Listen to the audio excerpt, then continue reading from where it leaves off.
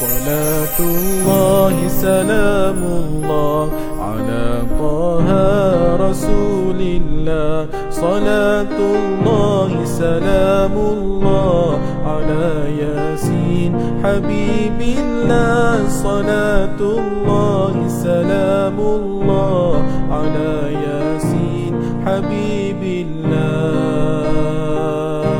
صلاة الله سلام الله على طه رسول الله. صلاة الله سلام الله على ياسين حبيب الله. صلاة الله سلام الله على ياسين حبيب الله. توسلنا ببسم الله وبالهادي رسول الله وكل مجاهد لله بأهل البدر يا الله. وكل مجاهد لله بأهل البدر يا الله.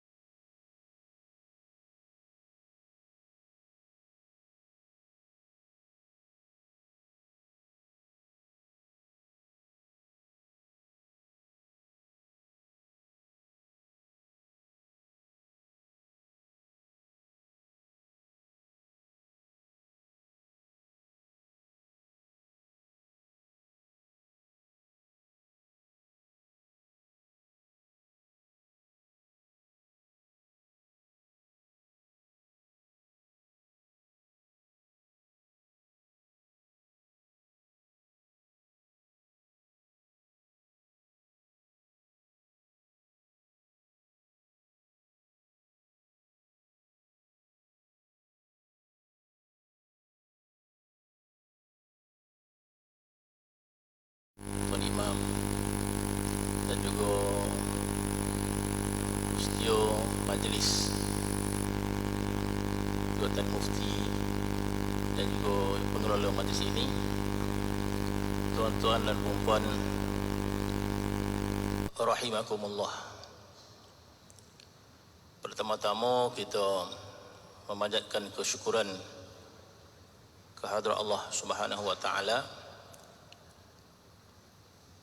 kerana dapat kita berada pada suatu perkampungan, majlis yang mungkin kita kata julung-julung kali diadakan di Negeri Sembilan ini.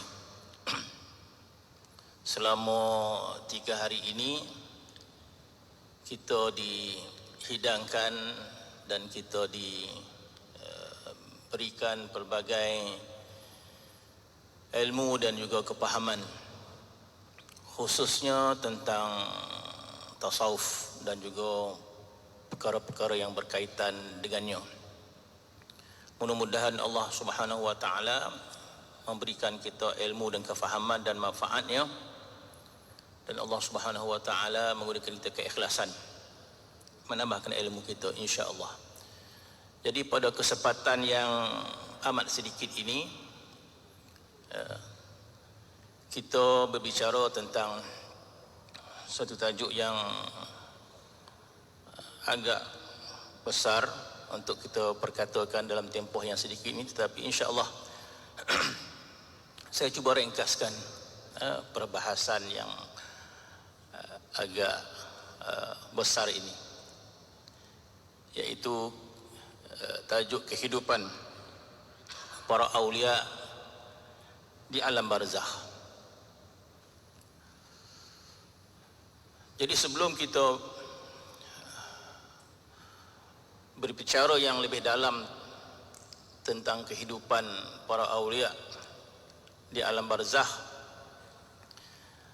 maka dalam penulisan kertas kerja yang saya tulis tersebut, sudah pastilah kita memerlukan pentarifan terlebih dahulu tentang siapakah mereka itu para awliya illahi salihin. Maka apabila kita melihat sama ada dalam Al-Quran ataupun kita melihat dalam hadis-hadis Nabi sallallahu alaihi wasallam, maka kita dapati bahawa kalimah itu wujud. Kalimah aulia itu wujud dalam Al-Quran, sebagaimana firman Allah Subhanahu wa taala yang menyebut ala inna awliya Allah la khaufun alaihim wa la hum yahzanun walladzina amanu wa kanu yattaqun. Jadi dalam Al-Quran itu ada ayat yang dikhususkan tentang para aulia, kewujudan itu, sebagaimana firman Allah Subhanahu wa taala, a'udzubillahi minasyaitonir rajim, ala inna awliya Allah la khaufun alaihim wa lahum yahzanun. Ketahuilah bahwasanya para aulia itu, sifat mereka itu la khaufun alaihim wa lahum yahzanun. Mereka itu tidak punya perasaan takut, kerana mereka itu telah diberikan kepahaman, keimanan kepada Allah Subhanahu wa taala, sehingga mereka itu mencapai derajat rasa takutnya itu kepada Allah Subhanahu wa taala. Maka selain daripada Allah Subhanahu wa taala, mereka tidak merasai takut. Mereka hanya takut kepada Allah Subhanahu wa taala. Mereka hanya takut kehilangan Allah Subhanahu wa taala, sebagaimana manusia yang lain mereka itu ditimpa ketakutan kerana mereka itu begitu sayang kepada harta, begitu sayang kepada manusia, lantas satu masa mereka kehilangan harta dan sebagainya, maka mereka datang rasa takut dan mereka datang rasa kecewa, sebab seseorang itu telah memberikan kecintaannya kepada sesuatu yang binasa. Maka apabila sesuatu binasa, maka datang rasa kecewa, maka datang rasa takut dan bimbang terhadap hartanya yang mungkin hilang, terhadap pangkatnya yang mungkin hilang. Sebab tujuan hidup mereka itu adalah kerana ini, kerana harta, kerana manusia. Yang punya harta, mereka diselubungi takut, sebab takut harta mereka itu hilang dan sebagainya. Maka hiduplah di dunia ini dengan ketakutan. Sebab manusia melihat bahawa ada orang punya harta, maka binasa. Ada orang punya tanaman, binasa. Ada orang punya ternakan, binasa. Jadi mereka yang menyangkutkan hati mereka dengan perkara ini, maka diselubungi oleh takut. Takut kebinasaan. Adapun para auliya illahi salihin, mereka yang diberikan kefahaman oleh Allah Subhanahu wa taala, akhirnya mereka itu memahami dan mengetahui bahawa matlamat kehidupan itu adalah untuk rasa bahagia dengan Allah Subhanahu wa taala. Kehidupan mereka itu adalah makrifat kepada Allah Subhanahu wa taala. Mereka itu rasa gembira dengan Allah Subhanahu wa taala. Mereka itu mendapati nikmat dengan salat yang dilakukan. Sebagaimana Nabi kita sallallahu alaihi wasallam, maka Nabi bersabda, ju'ilat qurratu aini fi salah. Dijadikan qurratul ain, dijadikan kebahagiaan aku dalam salat. Nabi tidak menyebut kebahagiaannya itu pada harta. Nabi tidak menyebut kebahagiaan hatta kepada manusia. Hatta Nabi tidak menyebut kebahagiaannya kepada kaum keluarga dia. Sebagaimana kita mengetahui, Nabi juga punya perasaan cinta kepada ahli keluarga dia. Nabi punya perasaan cinta kepada anaknya Siti Fatimah. Nabi punya perasaan cinta kepada cucunya Sayyidina Hasan, Sayyidina Husain. Tetapi apabila Nabi berbicara tentang kebahagiaan yang hakiki, Nabi mengatakan ju'ilat qurratu aini fi shalah. Dijadikan kebahagiaan itu dalam salat aku. Sebagaimana kita menginginkan qurratul ain pada ahli keluarga kita. Kita menginginkan ahli keluarga kita itu qurratul ain, maka kita berdoa, Rabbana hablana min azwajina wa zurriyyatina qurratu a'yun. Sebagaimana kita mengimpikan bahawa keluarga kita keluarga yang mendatangkan kebahagiaan, qurratul ain. Adapun Nabi SAW qurratul ain dalam salat dia, masya-Allah, bermaksud perasaan bahagia Nabi, perasaan nikmat, kemuncak nikmat itu dalam salatnya. Jadi apa maksud kemuncak nikmat Nabi dalam salat? Bermaksud kemuncak kebahagiaan Nabi ini adalah bersama dengan Allah Subhanahu wa taala. Maka seseorang yang diberikan kepahaman oleh Allah Subhanahu wa taala, rasa bahagia di dunia ini adalah rasa bahagianya bersama Allah. Maka ini memerlukan perjuangan yang panjang, kita kata. Ini memerlukan mujahadah untuk mendapat apa yang dimaksudkan rasa bahagia dengan Allah Subhanahu wa taala. Itu tidak semudah itu. Sebab itu agama kita berbicara soal itu, maka diungkapkan dengan istilah mujahadah. Diistilahkan dengan mujahadah untuk memperoleh rasa bahagia dengan Allah Subhanahu wa taala itu tidak diperoleh dengan percuma semata-mata. Sebab kita ini makhluk yang mukallaf. Kita makhluk yang mukallaf. Jin dan manusia adalah mukallaf. Apa maksud mukallaf? Maksud mukallaf, untuk mendapat kebahagiaan yang sempurna itu kita perlu berusaha, kita perlu mujahadah. Adapun selain daripada jin dan manusia, mereka mendapatkan kebahagiaan itu percuma daripada Allah Subhanahu wa taala. Adapun selain jin dan manusia, mereka itu makrifat kepada Allah Subhanahu wa taala tanpa mujahadah, kurniaan semata-mata daripada Allah Subhanahu wa taala, sebab mereka bukan makhluk yang mukallaf. Maka Allah Subhanahu wa taala menyebutkan Quran, A'udzu billahi minasyaitonir rajim, wa in min syai'in illa yusabbihu bihamdihi walakin la tafqahuna tasbihahum. Firman Allah Subhanahu wa taala, wa in min syai'in, tidak ada sesuatu pun yang dijadikan oleh Allah Subhanahu wa taala selain jin dan manusia, illa yusabbihu bihamdih, kecuali semua itu yusabbihu, bertasbih, bihamdih, dan bertahmid kepada Allah Subhanahu wa taala. Apakah kita menyangka bahawa alam ini bertasbih dan bertahmid kepada Allah Subhanahu wa taala dengan tahmid yang lalai? Apakah kita menyangka bahawa bumi dan langit ini bila mereka bertasbih kepada Allah Subhanahu wa tasbih yang lalai, mereka bertasbih kepada Allah Subhanahu wa taala dengan tasbih yang ma'rifah kepada Allah Subhanahu wa taala?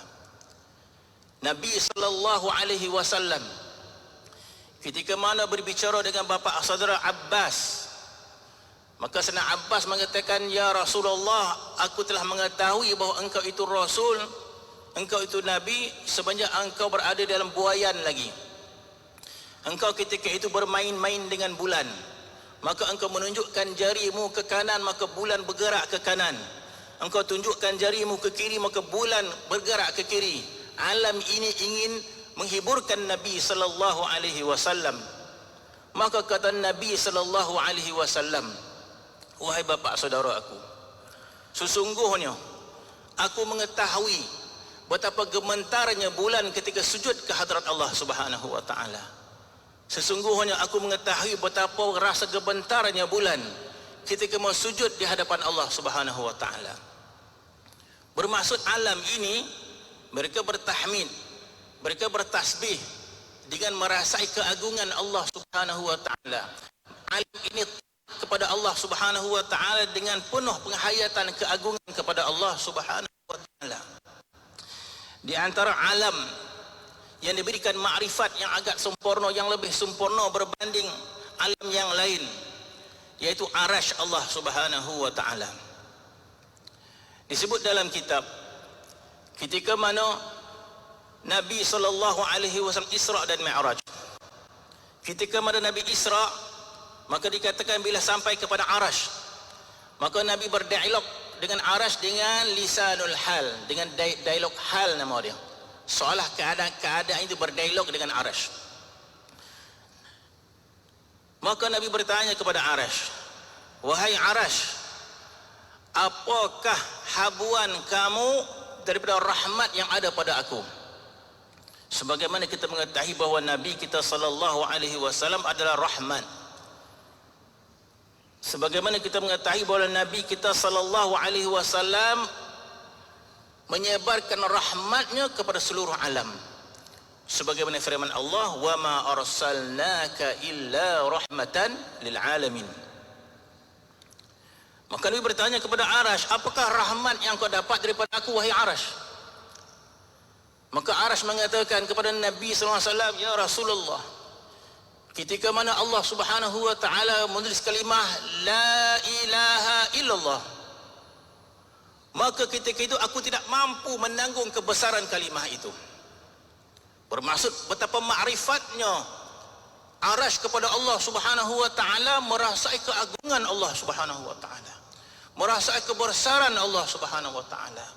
Maka inilah yang berlaku kepada para awliya illa salihin. Mereka itu merasai keagungan Allah Subhanahu wa ta'ala, tenggelam segala keagungan yang lain. Maka Arash mengatakan, sesungguhnya aku merasai keagungan kalimah tersebut, sehingga aku tak mampu untuk menanggung kebesaran kalimah tersebut.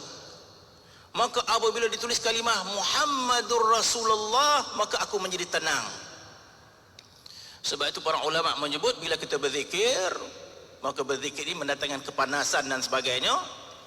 Maka bila kita menyebut Muhammadur Rasulullah, maka jiwa kita menjadi tenang dan sebagainya.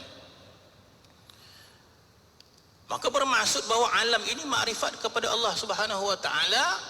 Kata ulama, mereka bertahmid, mereka bertasbih, walakin la tafqahuna tasbihahum, cuma kamu tak faham mereka itu bertasbih bagaimana mereka bertasbih. Kecuali jin dan manusia yang fasik seperti kita ini, tasbih kita tidak makrifat kepada Allah Subhanahu wa ta'ala, zikir kita tidak makrifat kepada Allah Subhanahu wa ta'ala. Maka sebagai makhluk yang mukallaf, maka kita dituntut untuk makrifat kepada Allah Subhanahu wa ta'ala sebagaimana makhluk-makhluk yang lain telah makrifat kepada Allah Subhanahu wa ta'ala.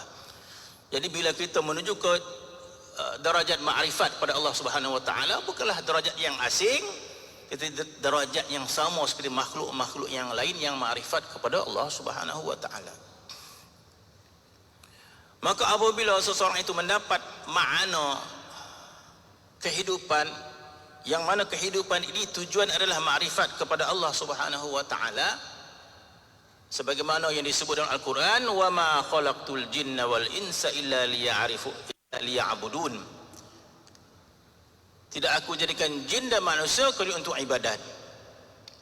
Maka Abdullah bin Abbas memberikan maksud ya'budun itu liya'rifun. Maka jadilah maksud ayat Quran itu, wa ma khalaqtul jinna wal insa illa liya'rifuni. Tidak aku jadikan jin dan manusia kalau untuk mereka itu makrifat kepada aku. Bermaksud tugasan kita di dunia bukan sekadar salat, bukan sekadar puasa, bukan sekadar haji, bukan sekadar, tetapi perlu makrifat Allah dalam salat kita, makrifat Allah dalam kehidupan kita. Bermaksud kita mengagungkan Allah, bermaksud kita mencintai Allah Subhanahu wa ta'ala. Itu tugasan kita, itu tugasan kita yang dijadikan oleh Allah Subhanahu wa ta'ala. Itu tugasan kita yang kita ambil tugasan itu. Apabila Allah Subhanahu wa ta'ala ingin memberikan tugasan ini kepada langit dan bumi, tetapi mereka tidak mampu untuk menanggung amanah ini. Inna aradnal amanah ala samawati wal ard wal jibal. Allah Subhanahu wa ta'ala menyatakan Al-Quran, inna aradnal amanah, kami tawarkan satu amanah. Inna aradnal amanah ala samawati wal ard, kami telah tawarkan satu amanah kepada langit dan bumi, wal jibal, dan juga gunung ganang. Fa abaina ay yahmilnaha, mereka enggan menerima amanah itu. Wa ashfaqna minha, dan mereka tak sanggup menerima amanah. Wa hamalahal insan. Tiba-tiba manusia kata, bagi kat kamilah amanah ini ya Allah. Allah Ta'ala tawarkan kepada langit dan bumi, gunung ganang, fa abaina ayyahmilnaha, mereka enggan terima. Wa ashfaqna minha, mereka tak sanggup menerima. Wa hamalahal insan, manusia yang minta, bagi kat kami ya Allah. Innahu kana zaluman jahula, manusia itu bersangkutan zalim dan jahil. Apa amanah yang disebut itu? Maka itu diterangkan ayat yang kita baca sebentar tadi, tidak aku jadikan jin dan manusia kecuali untuk ibadat. Yang mana ibadat ini, kata Abdullah bin Abbas, maksudnya ma'rifat kepada Allah Subhanahu wa taala. Bermaksud kita dituntut untuk mengenali Allah Subhanahu wa taala. Dengan arti kata kita dituntut untuk mencintai Allah Subhanahu wa taala.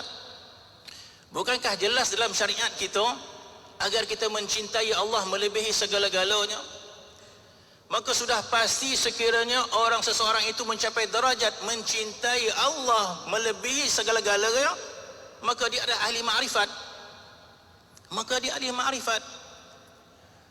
Sebagaimana seseorang yang mencintai anak dia, Masya Allah, merindui anak, mencintai anak dia, bila teringat menitis air mata dia, sebab mencintai anak dia, sebab dia rasakan anak itulah segala-galanya. Maka dia datang rasa cinta sehingga menyebut nama anak, menitiskan air mata.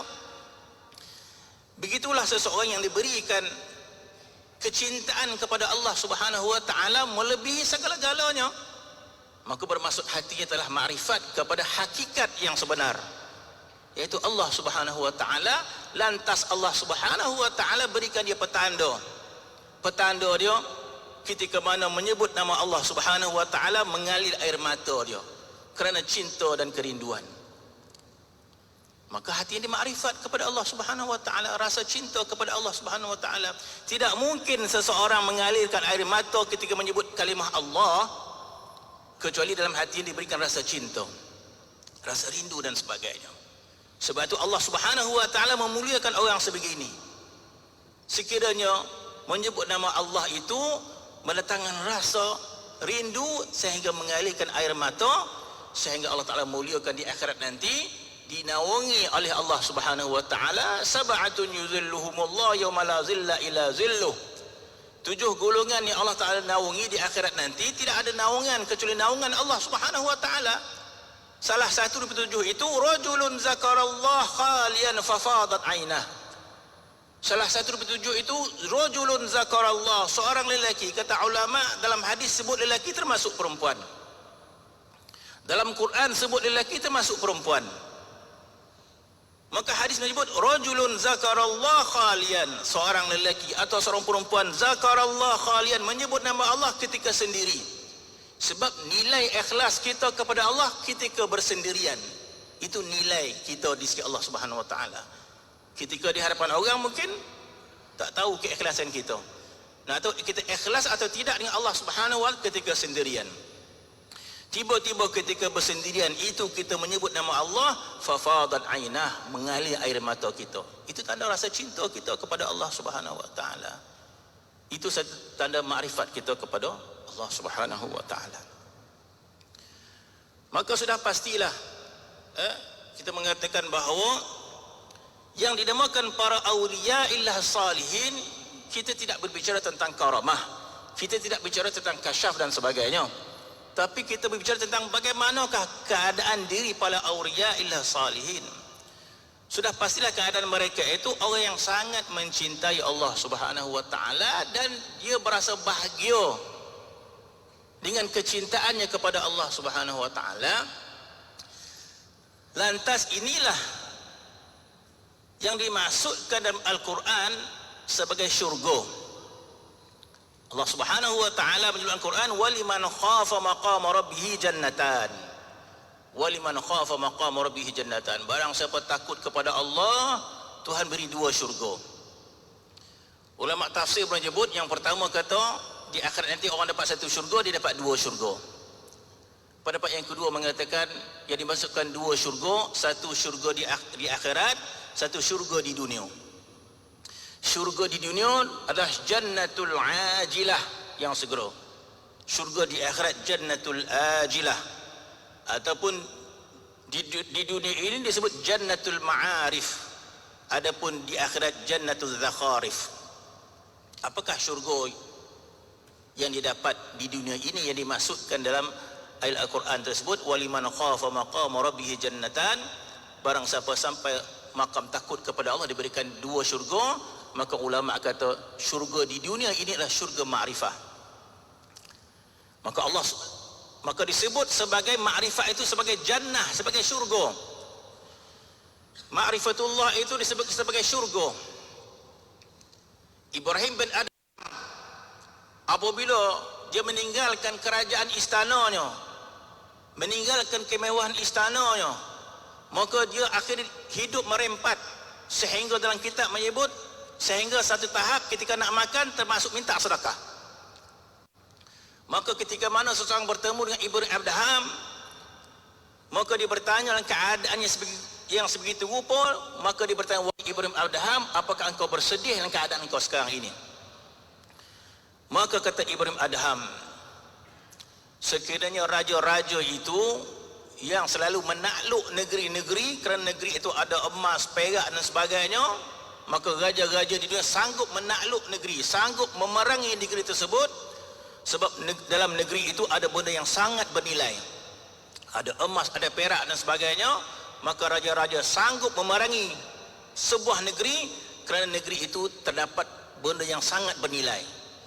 Maka katanya, sekiranya raja-raja di dunia ini mengetahui sesuatu yang bernilai di hati aku, nescaya mereka akan datang memerangi aku untuk mendapatkan apa yang ada dalam hati aku. Bermaksud Ibrahim mengatakan, aku berada dalam kemuncak kenikmatan, aku telah merasai kenikmatan, itu nikmatul ma'rifah. Maka disebut bahawa ma'rifah itu jannah, syurga. Kenapa disebut ma'rifah itu syurga? Kerana tidaklah seseorang itu disebut ma'rifah kecuali hatinya, ruhnya hampir ke hadrat Allah Subhanahu wa taala. Tidaklah seorang itu dinamakan ma'rifah kecuali hatinya, ruhnya hampir kepada Allah Subhanahu wa taala. Dia merasai keagungan Allah Subhanahu wa taala. Dia merasa lazat, merasa bahagia menyebut nama Allah Subhanahu wa taala. Orang lain mungkin sebut juga nama Allah Subhanahu wa taala tapi mengantuk. Tapi seorang yang menyebut nama Allah berada dalam kebahagiaan. Tetapi kenapa disebut syurga? Sebab ulama mengatakan bahawa ruh itu syurganya di sisi Allah Subhanahu wa taala. Sebelum Allah Subhanahu wa taala masukkan ruh kita dalam jasad kita, di manakah keadaan diri kita? Di manakah ruh kita? Sebelum ruh dimasukkan jasad, ruh kita berada di sisi Allah Subhanahu wa taala. Bukankah begitu yang Al-Quran menyebut? Dalam satu ayat Al-Quran ada ayat yang Allah Subhanahu wa taala mengatakan, alastu bi rabbikum. Ayat ini ayat apa? Dialog di antara siapa dengan siapa? Ulama mengatakan ayat ini dialog di antara Allah dan arwah kita. Maka Allah Ta'ala mengatakan, alastu bi rabbikum, bukankah aku ini Tuhan kamu wahai arwah-arwah? Qalu bala. Maka arwah mengatakan, bala, bahkan ya Allah engkau Tuhan aku. Bukan sekadar Tuhan, qalu bala syahidna. Allah Subhanahu wa taala gunakan kalimah syahidna. Apa maksud syahidna? Maksud syahidna musyahadah kepada kebesaran Allah Subhanahu wa taala. Maksud syahidna menyaksikan keindahan Allah Subhanahu wa taala. Maksud syahidna melihat kesempurnaan Allah Subhanahu wa taala. Ketika itu ruh syurganya adalah hadrat Allah Subhanahu wa taala. Itulah kebahagiaannya. Sebab ketika itu ruh musyahadah pada Allah Subhanahu wa taala. Ruh menyaksikan kesempurnaan Allah Subhanahu wa taala. Ruh menyaksikan keindahan Allah Subhanahu wa taala. Ketika itu ruh tidak berkehendak kepada apa-apa pun. Ruh tidak berkehendak kepada makan, ruh tidak berkehendak kepada berkahwin, hatta ruh tidak berkehendak kepada syurga. Sebab yang dinamakan harta, berkahwin, hatta syurga di akhirat pun itu adalah syahwat, nafsu. Bukankah syurga itu Allah Ta'ala menyebut walahu ma tashtahil anfus? Syurga itu perkara yang sangat dikehendaki oleh syahwat-syahwat. Jadi syurga itu syahwat. Syahwat makan, syahwat berkahwin. Walahu ma tashtahil anfus. Syurga itu, syurga di akhirat yang ma la ainun ra'at wala uzunun sami'at wala khatar ala qalbi bashar. Syurga itu nikmat dia, Masya Allah, makanan minuman dia mata tak pernah lihat, telinga tidak pernah dengar, wala khatar ala qalbi bashar, hati kita pun tak pernah terlintas nikmat seperti rupa. Ala kulli hal, semua itu adalah habuan syahwat kita. Makan, minum, berkahwin, itu yang disebut oleh Imam Syafi'i kita, bahawa tujuan dia beramal bukan semata-mata syurga, sebab syurga itu syahwat. Laulam yuqin Muhammad bin Idris annahu sayara Allah sayara rabbahu fil akhirah ma'abada fid dunya. Sekiranya Muhammad bin Idris ini, itu Imam Syafi'i, dia tidak yakin bahawa akhirat itu ada nama dia nikmat, melihat kepada Allah, maka tak semangat aku untuk taat beribadah. Kalau semata ibadah ini mendapatkan nikmat-nikmat syurga, sebab itu nikmat-nikmat syahwat. Dan ruh ketika itu berada dalam syurga dia. Maka syurga dah, syurga ma'rifah, syurga musyahadah. Maka tidak dipahami oleh seseorang tentang syurga itu kecuali Allah Subhanahu wa ta'ala berikan rahmat dan hidayat kepada seseorang. Sebab itu Al-Imam Syekh Abdul Qadir Al-Jilani, dia menyebut dalam kitab dia Sirul Asrar, dalam bab pertama dalam kitab tersebut, apa dia tulis? Dalam kitab itu dia menulis bahawa sesungguhnya orang yang menjalani jalan suluk kepada Allah Subhanahu wa ta'ala, orang yang menjalani jalan suluk madrasah tasawuf, madrasah tarikat dan sebagainya untuk suluk kepada Allah Subhanahu wa ta'ala. Kenapa? Jadi orang masuk tarikat, orang masuk madrasah suluk bukan ikut-ikutan, bukan ikut-ikutan, tetapi dengan kefahaman. Sebab itu Syekh Qadir Al-Jilani mengatakan, tidaklah seseorang itu menjalani jalan suluk kepada Allah Subhanahu wa ta'ala kecuali Allah Subhanahu wa ta'ala berikan kesedaran ke hati dia. Dia meletakkan tajuk itu dalam kitab dia, mengatakan Ar-Ruju' ilal Watan. Orang ini ingin kembali kepada tanah air dia. Maka tanah air, ruh kita adalah di hadrat Allah Subhanahu wa ta'ala. Tanah air kita adalah syurga kita. Ruh kita, tanah air adalah di hadrat Allah Subhanahu wa ta'ala, sebab ketika mana ruh dicipta, dia berada di hadrat Allah Subhanahu wa ta'ala. Lantas Syekh Qadir Jilani dia mengatakan, seseorang yang menjalin jalan suluk kepada Allah Subhanahu wa ta'ala kerana di kerinduan terhadap tanah air yang asal dia, iaitu di hadrat Allah Subhanahu wa ta'ala. Dia berkerinduan untuk musyahadah kepada Allah Subhanahu wa ta'ala. Dia berkerinduan untuk menyaksikan kesempurnaan Allah Subhanahu wa ta'ala, mengikut kadar kerinduan seseorang kepada Allah Subhanahu wa ta'ala, maka sekadar itulah lajunya mereka ke hadrat Allah Subhanahu wa ta'ala. Sebab itu ulama mengatakan at-tariqatu laisa liman sabaq lakin liman sadaq. Orang yang berjalan kepada Allah Subhanahu wa ta'ala laisa liman sabaq, bukanlah orang yang sudah lama beramal, lama masuk senior, tidak, lakinna liman sadaq, tetapi orang yang jujur kepada Allah Subhanahu wa ta'ala, jujur untuk makrifat kepada Allah Subhanahu wa ta'ala, maka segera dia kepada Allah Subhanahu wa ta'ala. Maka saya menyebut tentang ini supaya kita memahami bahawa yang dimaksud dengan para awliya illahi salihin, sudah pastilah kehidupan mereka di dunia berlainan dengan kehidupan manusia yang lain. Ya, mereka seperti kita, makan, minum, berkahwin. Sebagaimana Nabi sallallahu alaihi wasallam, dia juga manusia. Qul innama ana basyarum mislukum. Nabi kata, aku manusia seperti kamu. Ya, mereka melihat Nabi itu makan, minum, berkahwin, tetapi Nabi tidak sama dengan manusia biasa. Begitu juga para awliya ila salihin, kehidupan mereka di dunia sama. Mereka berkahwin, makan, minum. Jadi apa bezanya kehidupan para awliya di dunia? Kehidupan mereka yang berbeza di dunia, kebahagiaan mereka itu dengan Allah Subhanahu wa ta'ala. Kebahagiaan mereka dengan Allah Subhanahu wa ta'ala. Maka itu beza. Bermaksud nilai kehidupan mereka itu adalah makrifat kepada Allah Subhanahu wa ta'ala. Maka sudah pastilah bila kita berbicara tentang alam barzakh, tuan-tuan, alam barzah itu Allah Subhanahu wa taala sediakan nikmat yang luar biasa berbanding nikmat dunia ini. Sebab itu Al-Imam Sayyidi rahimahullah mengarang satu kitab tentang kelebihan kematian. Kalau kita baca kitab Imam Sayyidi tentang kematian, kita nak mati hari ini juga. Maka dia mengatakan al-mautu ghaniyatul mu'min. Imam Sayyidi tulis kitab, dalam tu ada tajuk mengatakan al-mautu ghaniyatul mu'min. Kematian adalah ghanimah. Kematian adalah bermulanya kaya kepada seorang mukmin. Siapa nak jadi kaya, matilah. Oh, bahaya ni.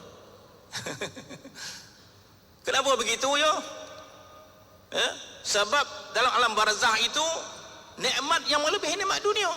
Bukankah Nabi mengatakan al-qabru imma rawdatun min riyadil jannah atau hufratun min hufaran niran.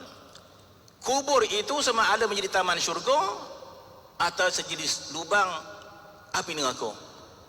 Jadi bermaksud orang mukmin ini diberikan kehidupan nikmat di dalam barzah, diberikan sebahagian riyadul jannah dalam syurga itu, dalam alam barzah. Bermaksud orang mukmin diberikan nikmat dalam alam barzah. Mereka berkahwin dan sebagainya. Ketika jenazah meninggal dunia, kita dah doakan siap-siap dah kepada jenazah itu. Allah badilhu daran min darihi wa zawjan khair min zawjihi. Kita dah doakan jenazah, ya Allah, jenazah ini nak masuk alam kubur, ya Allah, gantikan rumah ni yang lebih cantik. Apakah kita sekadar doa saja, bukan ada makna apa-apa? Tak, itu maksud dia. Bermaksud jenazah bila masuk alam kubur, rumah dia lagi indah. Sebab kita dah doakan, Allah badilhu daran khair min dari, ya Allah, tukarkan rumah dia yang lebih indah. Bermaksud alam barzah nikmat yang lebih sempurna. Maka apatah lagi para awliya ila salihin. Kalau kita berbicara tentang kehidupan para awliya, sudah pasti nikmat mereka lebih luar biasa. Kalau sekadar orang mukmin biasa sahaja diberikan raudatun min riyadil jannah, apatah lagi para awliya. Nabi SAW dalam satu hadis tentang kelebihan kita berzikir kepada Allah Subhanahu wa taala, ada dalam satu hadis kudusi Nabi menyebut, hadis kudusi, Allah Ta'ala mengatakan man syaghala zikri an mas'alati. Dalam satu hadis Nabi mengatakan man syaghala zikri an mas'alati, barang siapa sibuk berzikir kepada aku, tak sempat nak berdoa, a'taituhu khairun, Allah Ta'ala mengatakan aku akan beri kepada orang itu lebih baik daripada orang yang minta kepada aku. Bermaksud sebagai manusia minta kepada Allah, ya Allah, minta rezeki, minta nikmat, minta sehat, minta syurga dan sebagainya. Ada satu golongan dia sibuk berzikir kepada Allah Subhanahu wa taala, maka tak sempat untuk memohon kebaikan dunia dan akhirat. Maka Allah Ta'ala mengatakan man syaghala zikri an mas'alati, barang siapa sibuk berzikir kepada Allah, tak sempat nak minta kepada Allah, maka Tuhan kata aku akan beri lebih baik daripada orang minta. Jadi Masya Allah, sudah pastilah para awliya ini mereka yang banyak berzikir kepada Allah Subhanahu wa ta'ala, sebab musyahadah mereka kepada Allah, cintanya kepada Allah Subhanahu wa ta'ala. Istilah mengatakan barang siapa mencintai seseorang maka banyak sebutannya. Maka sekiranya seorang dicinta kepada Allah, maka banyak menyebut Allah Subhanahu wa ta'ala. Jadi orang yang banyak menyebut Allah, maka Tuhan kata aku beri dia lebih daripada orang yang minta-minta. Bermaksud sudah pastilah kehidupan para awliya dalam alam barzah melebihi orang biasa. Tetapi kita tidak berbicara tentang nikmat yang sebegitu. Yang kita bicara tentang kelebihan para awliya ketika mana di dunia. Bukan disebabkan harta mereka, bukan disebabkan wang ringgit mereka. Begitu juga alam barzah, kita tidak berbicara tentang kenikmatan itu. Tetapi kita bicara tentang para awliya itu kelebihan ma'rifatnya kepada Allah Subhanahu wa ta'ala. Sebab itu dalam madrasah suluk, dalam madrasah tasawuf ini, kita mencari para awliya untuk mendapat satu istifadah yang ada pada mereka. Maka Nabi SAW dalam satu hadis, Nabi kata, ketika mana sahabat bertanya, ya Rasulullah manil wali, ya Rasulullah wali itu siapa? Maka Nabi mengatakan idza ru'u zukirallah, wali itu bila engkau lihat engkau akan teringat Allah Subhanahu wa taala. Di ulama mengupas hadis ini, apa maksud bila dilihat teringat Allah? Maka kata ulama, kerana lempahan makrifat yang ada pada hati mereka itu, sekiranya kita memandang mereka dengan pandangan yang jujur, maka lempahan itu akan mendapat kepada kita. Kita juga turut berzikir pada Allah Subhanahu wa taala, maka jadilah mereka itu tempat lempahan Allah Subhanahu wa taala. Maka dalam mana-mana madrasah tasawuf disuruh para murid ini menjalinkan hubungan dengan guru mereka yang namanya rabitah. Rabitah, menjalinkan hubungan dengan guru. Jadi menjalinkan hubungan dengan guru bukan semata-mata disebabkan hartanya, badannya, tidak. Menjalinkan hubungan dengan guru adalah menghubungkan kita dengan roh yang ada pada mereka, menghubungkan hati kita dengan mereka itu. Sebagaimana guru itu juga sudah pasti punya hubungan yang kuat dengan guru yang sebelumnya. Sekiranya seseorang itu tidak mempunyai hubungan yang kuat dengan gurunya, macam mana dia boleh mewarisi sesuatu daripada gurunya? Sudah pastilah seorang murid yang kuat ta'aluknya pada gurunya, yang kuat khidmatnya kepada gurunya, dan kuat cintanya kepada gurunya, maka dia mewarisi sesuatu daripada gurunya. Maka kuat ta'aluk yang disebut rabitah, hubungan yang kuat di antara murid dengan guru semata-mata kerana Allah Subhanahu wa taala.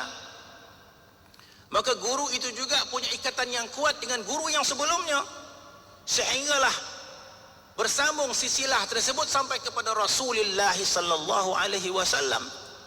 Maka ini disebut sebagai sanad dan sebagainya. Ini sebagai sanad tarbiyah, sanad ruhiyah. Maka adanya rabitah. Ulama menulis panjang lebar tentang rabitah. Maka di antara faedah para aulia alam barzakh, kita tidak berbicara tentang nikmat mereka. Nikmat mereka kita dah sebut tadi, melebihi nikmat orang biasa. Tetapi kita bicara tentang ruh mereka, hubungan mereka dengan Allah Subhanahu wa taala. Jadi kehidupan aulia alam barzakh menjadi kepentingan kepada kita yang hidup ini, sebab kita menjalinkan hubungan ruh dengan mereka. Bahkan ulama menulis kitab tentang bagaimana seseorang murid itu boleh mendapat tarbiyah daripada gurunya yang berada alam barzakh. Jadi masuk kehidupan alam barzakh kepada para aulia bukan semata-mata mereka mendapat nikmat, tetapi mendapat istifadah orang hidup kepada para aulia ila salihin. Ulama berbicara panjang lebar tentang ini. Sebab itu ulama yang besar di Mesir, Syekh Zaki Ibrahim, dalam kitab menyebut apa? Dan dia menyebut, ketahuilah wahai anak-anakku, dia kata, ketika mana engkau berziarah kepada kubur muslimin yang biasa, engkau memberikan sesuatu kepada mereka. Sunat kita sedekahkan Fatihah, sunat kita bacakan Yasin bila kita ziarah kubur. Maka kata Syekh Zaki Ibrahim, ketika mana kamu ziarah awam muslimin, kamu memberikan sesuatu kepada mereka. Sedekahkan Fatihah, sedekahkan Yasin. Tetapi kalau kamu ziarah kepada makam aulia, kamu mengambil sesuatu daripada mereka. Masya Allah, kalimah yang pendek. Maka para ulama menulis tentang itu. Bahkan bukan sedikit daripada mereka itu mendapat istifadah ketika mana mereka berziarah kepada para aulia. Maka ketika itu Allah Subhanahu wa taala memberikan lempahan nafahat, lempahan fuyudat, kerana Allah Subhanahu wa taala tidak mengharamkan keberkatan para aulia walaupun mereka itu telah kembali ke rahmatullah. Sebab tu para ahli tasawuf mereka sering berziarah kepada makam aulia untuk mengambil barakah, untuk nafahat, fuyudat. Walaupun mereka yang tidak memahami masalah ini, mereka tahmah dan sebagainya. Ketika itu kita tidak ingin berdebat dan sebagainya. Maka inilah disebut oleh para ulama. Syekh Amin Al-Kurdi menyebut dalam kitab dia, ketika mana seorang ulama Syekh Al-Kharqani mendapat faedah daripada makamnya Syekh Yazid Al-Bustami. Syekh Al-Kharqani ketika mana berziarah kepada makam Syekh Yazid Al-Bustami, Maka dia mengatakan Syekh Al-Kharaqani mendapat lempahan madad fuyudat daripada maqam Syekh Yazid Al-Bustami. Nabi dan tuan.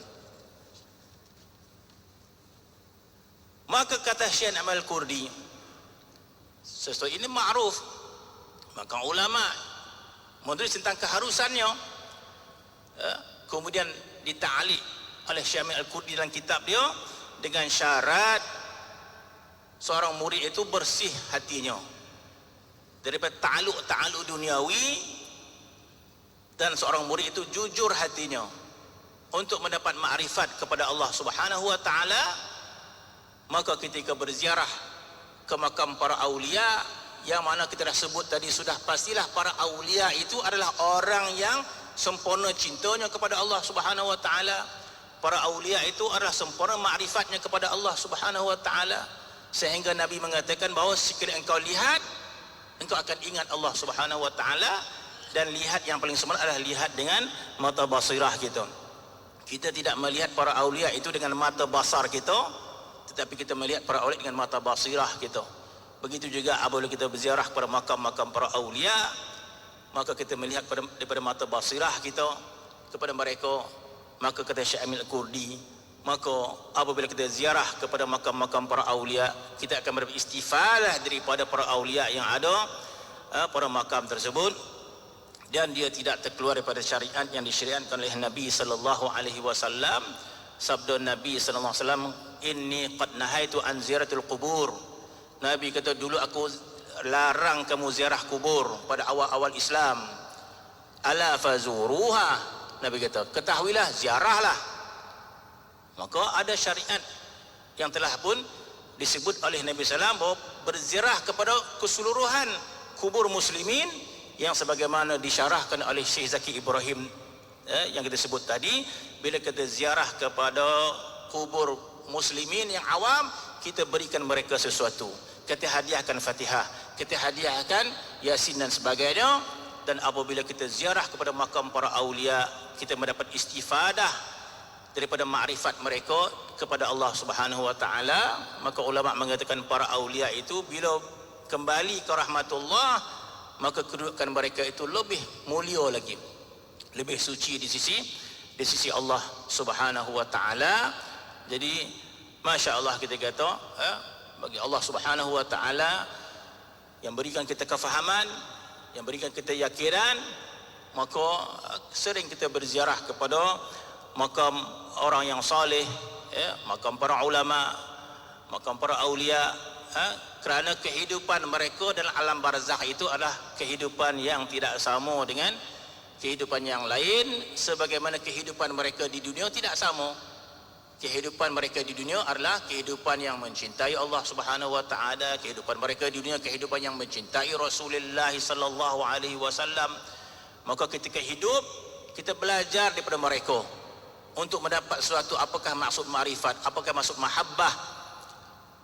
Begitu juga selepas mereka kembali ke rahmatullah, maka kehidupan para aulia alam barzah adalah lebih sempurna makrifatnya kepada Allah Subhanahu wa taala.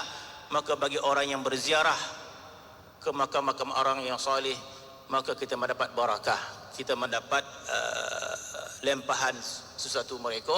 Sebab itu ulama mengharuskan tawasul, mengharuskan istighasah yang menjadi perdebatan yang panjang di kalangan para ilmuwan. Ala kulli hal, mudah-mudahan Allah Subhanahu wa taala menghimpunkan kita dengan para salihin, dengan para aulia. Bukankah itu cita-cita kita di akhirat nanti? Bukankah itu yang diajarkan oleh Allah Subhanahu wa taala? Wa may yuti'illaha war rasul, barang siapa taat kepada Allah dan Rasul, ulaika ma'al ladzina an'ama Allah minan nabiyyin was-siddiqin wasyuhada'i was-shalihin wa hasuna ulaika rafiqa. Aqulu qawli hadza astaghfirullah li wa lakum. Assalamualaikum warahmatullahi taala wabarakatuh.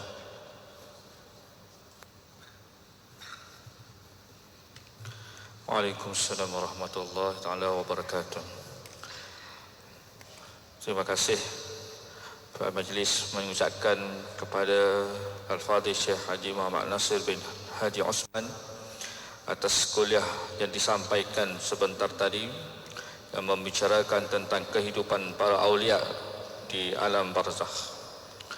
Seterusnya, saya ingin menjemput dan mempersilakan Encik Saiful Nizam bin Ma'jan dari Jabatan Mufti Negeri Sembilan untuk menyampaikan cenderahati kepada Al-Fadhil Syekh. Dipersilakan.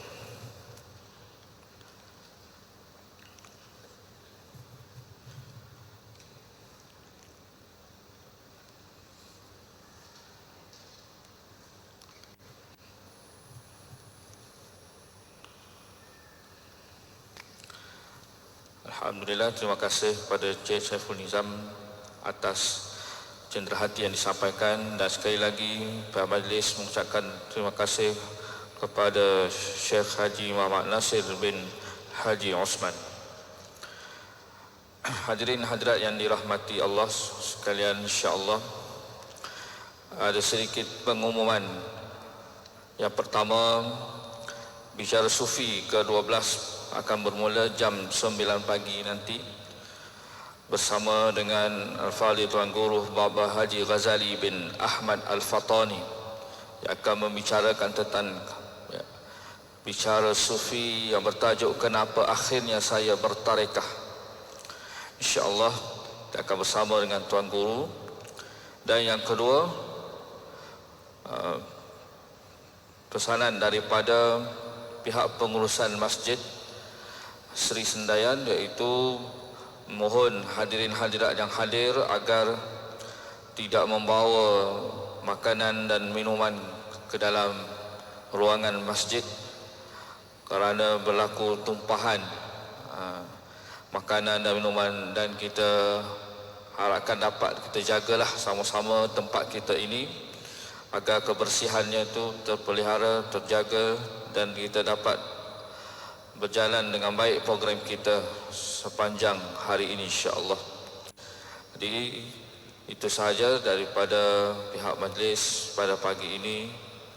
Kita tangguh dahulu majlis kita pada pagi ini dengan tasbih kafarah dan suratul Asr. Subhanakallahumma wa bihamdika asyhadu an la ilaha illa anta astaghfiruka wa atubu ilaik. Bismillahirrahmanirrahim. Wal 'asri innal insana lafi khusr إلا الذين آمنوا وعملوا الصالحات وتواصوا بالحق وتواصوا بالصبر. السلام عليكم ورحمة الله وبركاته.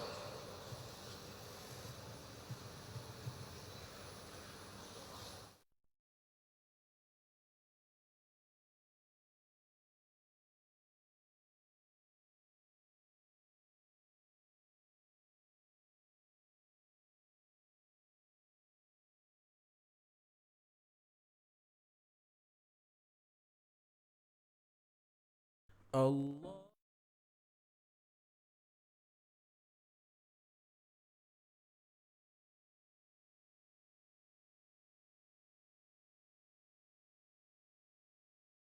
Mata darah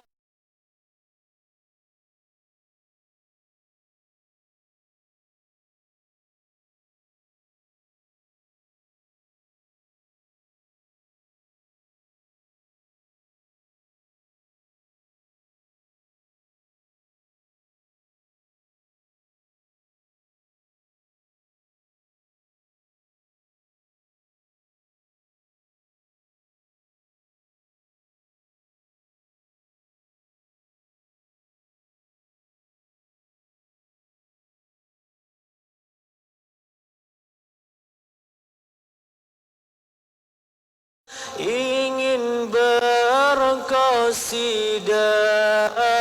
diilhamkan Allah Syama'il Muhammadiyah berkat menangis di Raudhatul Jannah. Allahu Allahu Allah, Allahu Allah, Habibi Rasulullah. Di suatu malam rembulan yang penuh cerah.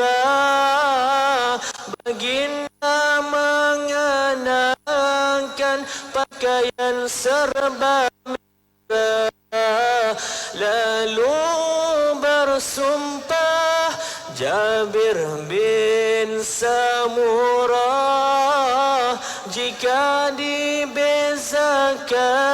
Nabi terlebih indah. Allah